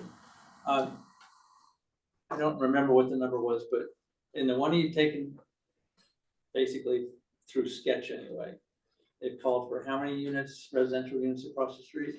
88. 88, okay. And this slide's, so 88 is in the sketch that they've had. This says that they get 40. Now, maybe there's some math Well, issues there. I should clarify, the big building has got 48 units above the grocery floor. The 2 back buildings have 20 units each. If you Okay. add it all up, you get 88. All right, so do we, with the new zoning and with a different building type or whatever, how close do you get to the 88? Am I asking the wrong question?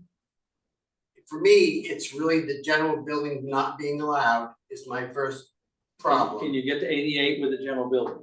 And would that big building, if it was called a suburban storefront, is not allowed in that zone? If it was a, what's it called? Traditional. Traditional building, as long as that's allowed, and I can get the 48 units, I'm happy. But I don't know that I can at that. But are The we talking? traditional storefront is allowed to go up to 4 stories and it has no limitation on length. So it can be as big and as long, it does have articulation requirements, design requirements for the facade to kind of break it up and make it a little bit small, feel a little bit smaller, but it is allowed to go up to 4 stories. The apartment buildings in the back, which are not storefront buildings, are limited to 2.5 stories because again, that's that village scale. So we're allowing the kind of the storefronts, which then we like very recently within the last few months have allowed those to go up to 4 stories. But the original intent was for everything to be kind of 2.5 to 3 stories in the village zones. But do we think, Which is I'm trying to read between the two of you, are we getting to about the same number of units or not? Not if you're forcing the row type buildings and the village type building instead of the general type building, I'll definitely lose units. And that's really. When you've got 4 stories of units in those two and their design in those two buildings, you can't do that unless you do more storefront buildings. Because we don't allow the village general buildings to go that tall. But you could do multiple village general buildings. My sketches didn't, I didn't count parking spaces or any of that. I was really just trying to convey. I did those relatively quickly. But I was trying to convey that you could incorporate green space or incorporate a new street, much as has been discussed, to get more frontage, to get more buildings, and you can line that street and that open space as much as you want with buildings. With small buildings, or the small general building can be really long. You can, attach them together, but it depends on how much parking is required. And, there's no parking, so that's up to the developer. So when you say multiple storefronts, can you, in his picture, can you turn this into multiple storefronts? Multiple buildings, I guess, with, say 0 setbacks between the buildings? I'm If you can't see it, Leslie, I can answer that. Yeah, I can't. No, I understand it's allowed. I was trying to get to the numbers, right? Okay, She used the phrase multiple storefronts, so I was trying to. you could put some on the back, yes. On the back. In the back of the lot, yeah. On the back of the lot. Put storefronts under the two. Which is what I think he was arguing. He put it back there and it's not cost effective because the stores in the back aren't going to work. Yeah, That's what. not commenting, just wanted to make sure that was clear. And if we had the general building as a permitted use and the stories were appropriate, maybe we could redevelop that to meet the intent of the code with a courtyard or with a road. We just haven't looked into it that closely yet. We're just trying to figure out why can't we do this one? How can we build that first? And if we can't, what's our next step?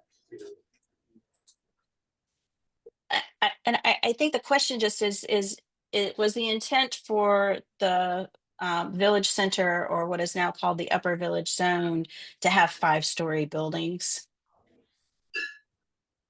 We had before, I mean, with parking underneath. Why not?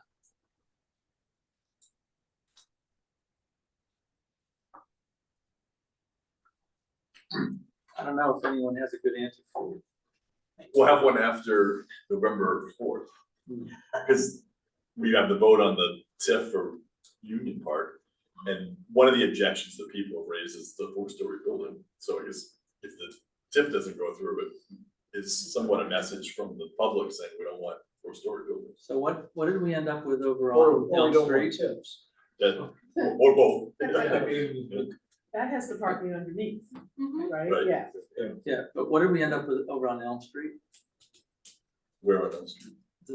where Mending Manor was. How many floors? I think it's three. Three? Three. I think it's three. Because there was pushback on that when we went that extra floor and actually ended up working out pretty well. River Landing? you're talking Is it Yeah. three or is it 2.5? Well, I thought that was four, maybe it's three. I think it feels big because everything else is kind of Yeah, It's small in right that up on the area. street. Yeah. Yeah, all right. All right. I don't know about everyone else. I want to at least wrap up in the next 15 minutes or so. That'll have us having been doing this for 2 hours. What I'm wondering is, and I guess I'm looking at you and maybe Danny, if we connected Chris with Leslie to maybe take this conversation a little bit further with across the street. Is there a value in doing that?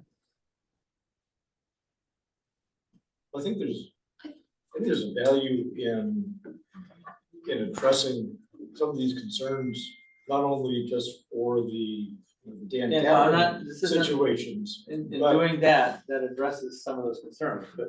for the if we're- for the if entire we have enough zones. of an example, then we can stop here, right? But then I think there's kind of a list of things that we need to do some more work on. Yes.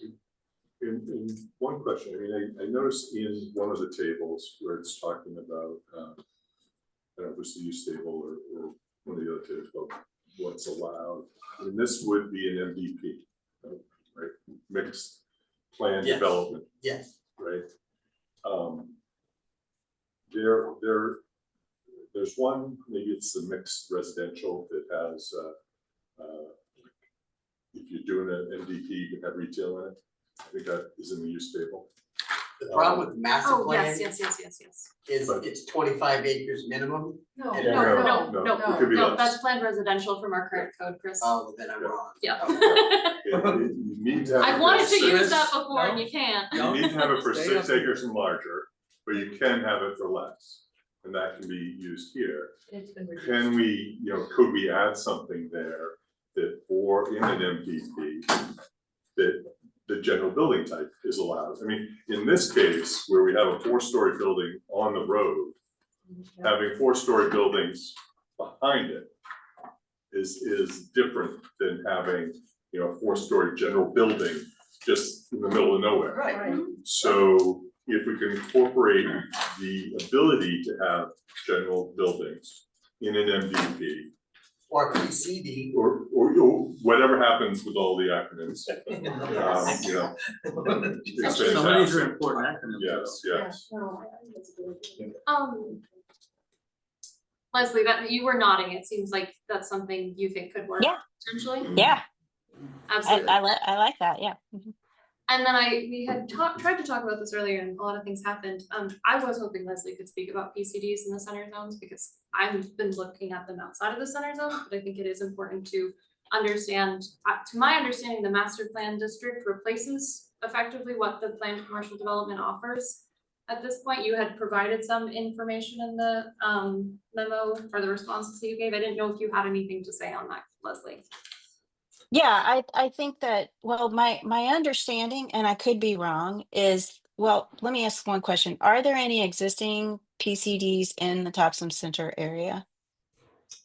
I don't think This there are. project is a PCD, 100 Park Drive is a PCD. Just to name 2. But nothing any bigger than that. I'm sorry, what was the first one? Park Drive is a PCD and 99 Main Street is proposed to be a PCD. It's proposed to be, okay, so just these two. So Yeah, far, so the, I've done. So the, you wanna, hang on, my, let Tom, you wanna, Well, I don't know them all, but yeah, the mall's got a couple of them. We've got the new Union Park proposal. Their letter came through as a post PCD. oh, And like Chris just mentioned a couple there. Yeah, I'm curious on that too, but that's what their initial letter came through as. I think the Union Park would meet the code though. I believe it will too. Yeah. Yeah, we'll look at that. The whole thing with these, and why we should look at it. So we've got potentially 10 or 9 different ways you can develop here, and how it evolved over time and why has been lost. So we've got our initial table of dimensional standards that everybody's familiar with. You look at that, it tells you your setbacks and your lot size and all that.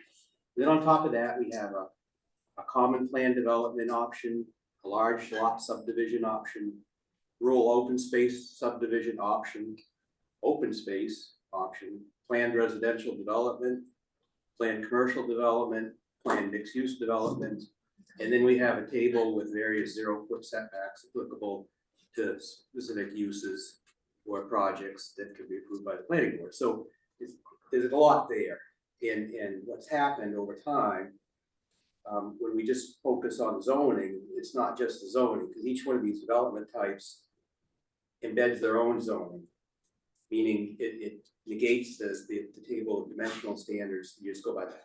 So it's going to take a little sit down and try to put it all together and see what can work without keeping all of these 8 different standards in there. So what we've done in other places is just called them legacy zoning, and set up some standards that they could just continue as they are until such point that they were to redevelop. And oftentimes what happens is that the new zoning is allows more developability, and I believe especially in Topsom Fair Mall area that it would. And so if something were to change there big, that it would go, it would basically go away and the new zoning would be utilized. That's typically Right. how it works. These are out in every zone. They're each one is specific to a or a couple of zones. So a lot of them will just be replaced by the center zone and master development. It won't be an issue, but yeah, maybe something like that we should look at. But in general, the idea was that no new ones would be developed, because we are giving a lot of flexibility in terms of, how things can develop in most of the areas, aside from, the village zones being much more lower scale. I mean, everything that we're allowing in all of the other locations is much taller than what your current zoning, aside from all of these different options, would have allowed. And so the idea was that this process would be a lot simpler because it is kind of by right more developability than is currently allowed. Is that fair, Sky? So yeah, So we are trying to allow more with the intent of encouraging more housing, which was an original goal, especially, but also to make it easier to develop and to remove some of the kind of negotiation processes that happen with some of the design standards, which are, kind of hard to interpret. I don't know if I said what you needed me to say, Sky. no, that was great. Thank you so much. No, thank you, and thank you for participating, Leslie. All right, we have, on my clock anyway, about 10 more minutes, and we will have put in 2 hours. Yes. I guess, can we spend just a few minutes talking about the way forward? Yeah. Right, we have a meeting on 11/13 and then another meeting on 12/11. Yep. The Patriots play on 11/13. So I hope we're not looking for a long meeting on 11/13.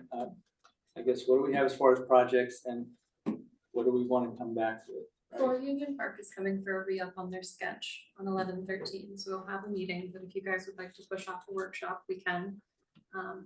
I know this has taken a long time, but it is a big project and we want to do it right. We can continue with this topic in December. I think I'd rather stay with this. Yep, that's fine. Rather than jump into something new. That's fine. I would like to ask the board 2 questions before you leave, so I have, I think 2 questions before you leave, so I have direction to move forward, because to me, in my understanding, I know there was a lot of things talked about tonight and a lot of back and forth, but it feels like there are 2, there's one really big issue that I have been hearing for a while, is that retail is non-conforming in the mixed transitional zone. And I knew that coming into this meeting tonight, that this would be a topic to talk about, which is why it was in my memo. And I just would like to know how I should go forward with that so that you guys can discuss it again. In my memo, there was 3 options that I laid out. We can look into allowing non-conforming uses to expand. There's precedent in Maine. We would need to look at some ordinances to figure out how to do that. It would probably involve the zoning board of appeals. But we can find more information on that for you. You could also choose that you feel that enough is enough and you would like to allow retail in that zone. That is certainly an option. I know CPIC has told me that they like the expansion of non-conforming use more. You guys can speak about it if you wanted to, but we don't want to spend too long, so never mind, actually you should. Sorry. And then there was the third one, which is, sometimes people go, why is this split into 2 zones? You could conceivably make it 1. I think that that's a bit of a strong reaction, but this is your guys' choice at this point. It is before the board to make your decision. So you don't have to make your final choice. Just give me an idea of which direction to research and get you more information on. There. Yep. I have a question. What are the Looking 3? at the 3. What is VIP considered? Is it a vehicle service or is it retail? It's a great question, Scott. Because that's also Oh, a I've got an mixed answer. transition. Just give me a minute. I was just gonna say, another option might be to allow that corner parcel and the Goodwill parcel to be Perfect. Leslie? With Leslie added, changing the map option. To answer But Scott's you question. also have, on Park Drive, you have Morningstar Tile. What if they wanted to expand? You have a storage facility also on Park Drive. It's right beside Home Depot. But you look back on the back side of Home Depot from Park Drive.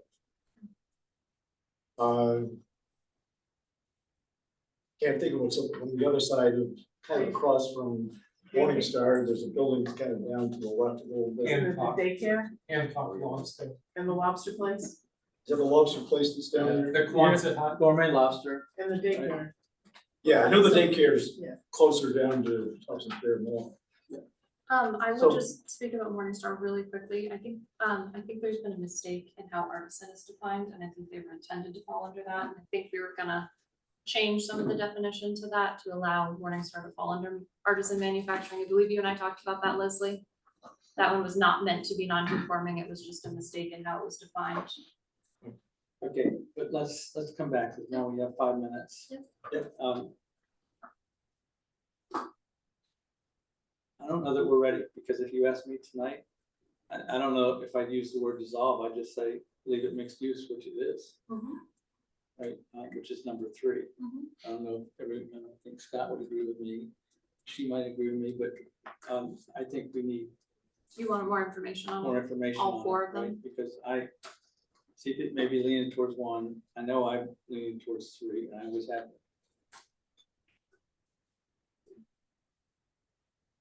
And I assume we're just talking about the transition zone that is on Park, right? And to Scott's point, I think we have to look at what's going on the other Just side. both. Where They VIP is. both fall into it right Yep, now. they Right, both would. but I get that, right? But I think we break that discussion apart. And we look at VIP and Union Park separately, right? That's what When you're talking about expanding non-conforming use, you got, See, I don't like expanding non-conforming use. you have use as well as building, Right, which is the problem. which is the problem. When you expand a building to expand the non-conforming use, as far as what you're researching. That's what that would do. Yeah. Unless the board feels otherwise, we kind of keep it open. Yeah, no, I think we keep it open. for Okay. now. Perfect. All right, and I guess to your point, can we do that on 12/11? Sure. What's wrong with 11/13? Well, you can stay here all night if you want, all right? I would like to get home and see the Patriots. They have a team this year. Have a team every year. They have a team this year. And that's fine, I'll do that. I wanted to know which direction you guys were leaning, and more information is what I'm hearing, that's all right. For the 99 Main Street one, it seemed like the biggest issue was the lack of the general building and the density concerns there. And I think that, you know, it is a village, but is that how the town perceives it? It's a little hard to tell.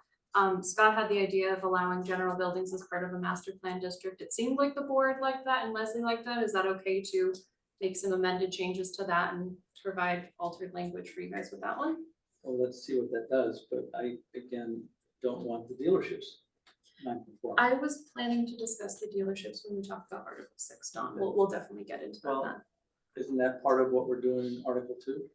Yeah, honestly, I brought these up because we had Chris particularly look at them, but if you'd like to push, that I'm one's, not pushing that, I'm just, Article 2 calls out Upper Village, correct? yes, it does. All right, so I'm not outside of, No, you're not. My plan was to discuss it as part of Article 6 when we talk about all of the uses, but if the board would like to talk about the if we're car gonna bless dealerships. Chapter 2 or Article 2 or whatever. Okay. Right, then we need to address everything that's in there. Okay.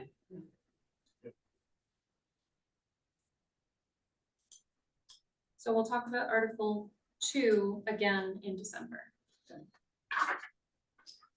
Anyone else have anything on the board? The only other thing I have, and Chris brought it up about the maximum setbacks. Previously, we only had maximum setbacks in the lower village, upper village, or whatever we call this, or the village center. Yep. Would be whatever. In R4, which is the mixed residential area around the high school. And, but now we're expanding that maximum to other places. And I'm just wondering why that got expanded. You know, it's important to these guys, but my house is about 100 feet from Main Street, so it's gonna be non-conforming now. So, you know, I'm in the same boat. Just wondering. How do we deal with you then? Yeah, I know, I'm gonna have to move out of town. Or I could see a dent for that. But A row house down front. and that's a nice lot. Yeah. I didn't know, you know, where we expanded the maximum. So, Yeah. I will pull that information together for you. I do not know. And actually, that's a good point, you know, that when you're looking at that part of the village, you know, you expect to see Scott's house 100 feet back. You don't necessarily want everything right up onto the main road. got free green space. For the town sign. I think. Watch out, Mark, he's looking to have you mow his green space. I was gonna say, you're trying to donate that so you don't have to rake the leaves. I thought your green space was a courtyard, right? Yeah, oh, so I'm within the setback. Right, you have a courtyard. And I have a road. Leslie gave you the thumbs up. All right, so Chris, you did a lot of work here. Thank you very much. Thank you, Chris. That was excellent. And Dan, thank you. And thank you everyone else. Anything else? Mark, do you have anything you want to say before we break? No, I think this is great. This is what we're intending, is these issues that come up so you guys can look at them, and then, because ultimately, the code is gonna pass, is what the planning board endorses, so we need you guys to make these decisions. All right, thank you, Sky. Yeah. Thank you. Thank all of you. Thanks again, Leslie. Thank you all. Yeah.